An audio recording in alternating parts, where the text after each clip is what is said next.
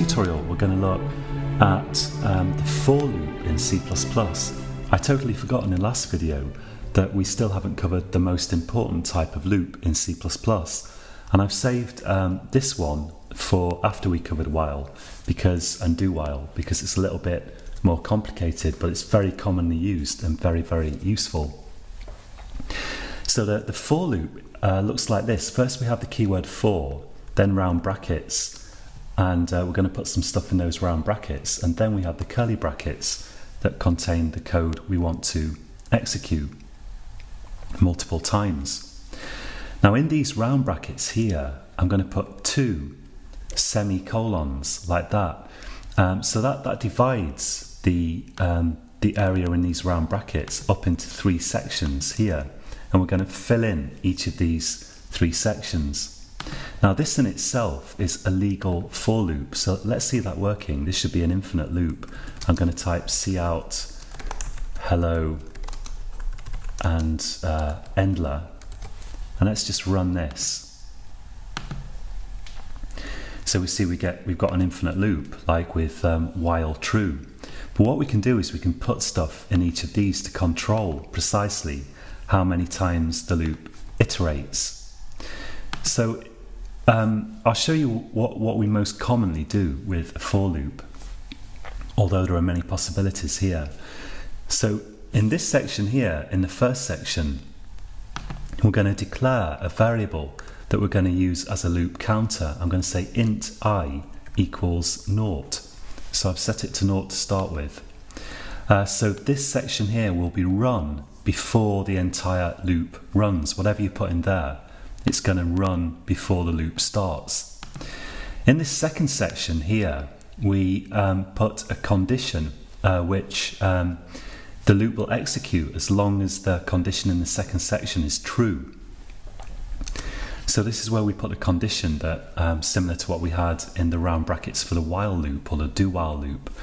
So what we typically put in here is going to be something like I less than, let's say, 10.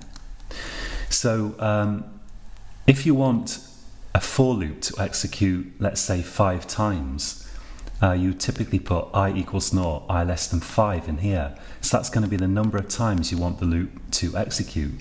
And notice that we've got I less than 10. We're not saying less than or equal to 10, because the first iteration of the loop has I equal to 0, and the last iteration will have I equal to 9, and that's a total of 10 iterations. And then finally we put something in the third section here, which will be executed after every time the loop has run once. So what I'm going to do is put I++ in here, which you'll recall just increments I, increases the value of it by 1.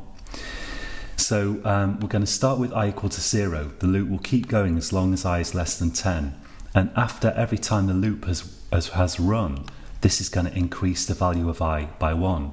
And to see that working, let's just put in here, let's put I in there so we can see the value of it. I'm going to save that and run it.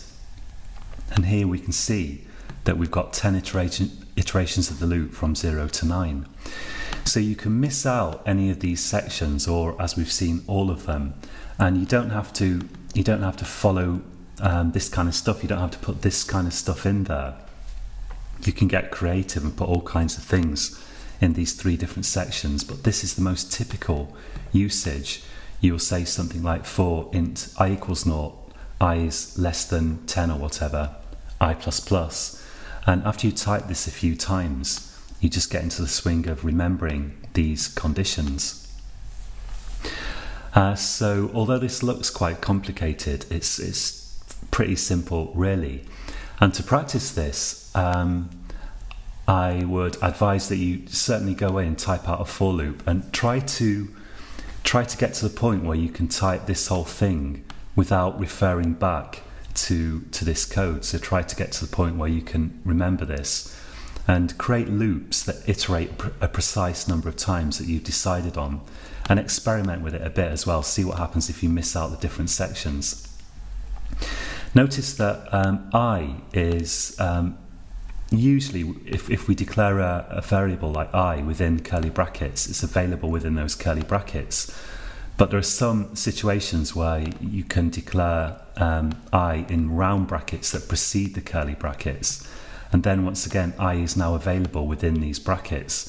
So the scope of I, we say, the scope of this variable is these curly brackets. We can use I there, but we can't refer to I down here. If I say something like I equals 5 or whatever, it's not going to let me do that. If I try to build this project, it's not going to build. So I have to save it first and project build. So we see that I is not available down here, but it is available within the curly brackets. So as always, don't forget to indent your code by one tab, an extra tab within these curly brackets. And if you have any doubt at all about your formatting, just right click or use the keyboard shortcut and go to source and format. So that's it for this tutorial.